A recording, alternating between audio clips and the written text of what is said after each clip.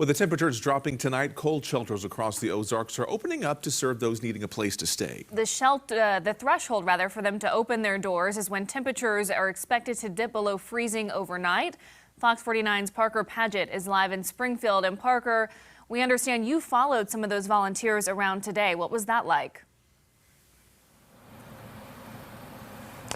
Yeah, Mike, Laura, I spoke to Christy Love, who helps with these shelters, and she says her outreach program actually goes around to people that have to sleep outdoors and gives them hot hands to strategically place on their body to prevent hypothermia. She says there's a growing gap between the number of people who need help and the amount of help they can provide. Pray for us. We need your prayers.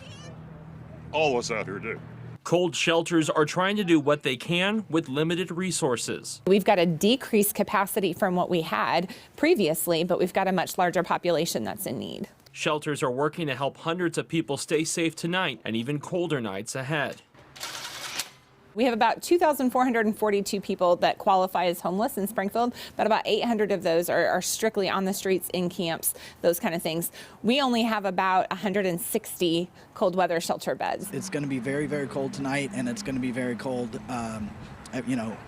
under freezing temperatures for the foreseeable future. One man heading to a shelter this evening says the city should do more to help. I think they're pretty much on the attack of the homeless people right now.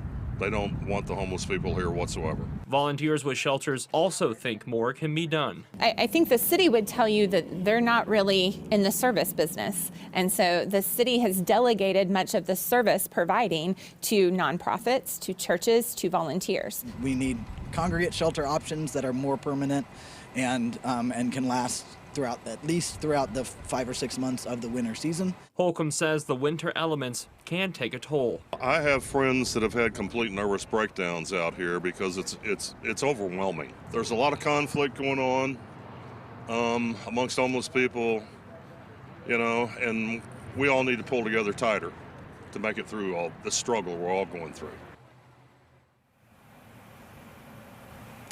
Love says people can download an app called Shelter SGF that will help them locate any shelters nearby if they're ever in any need. Love says also a lot of shelters are in desperate need for volunteers during these winter months. Reporting live in Springfield, Parker Paget, Ozarks First.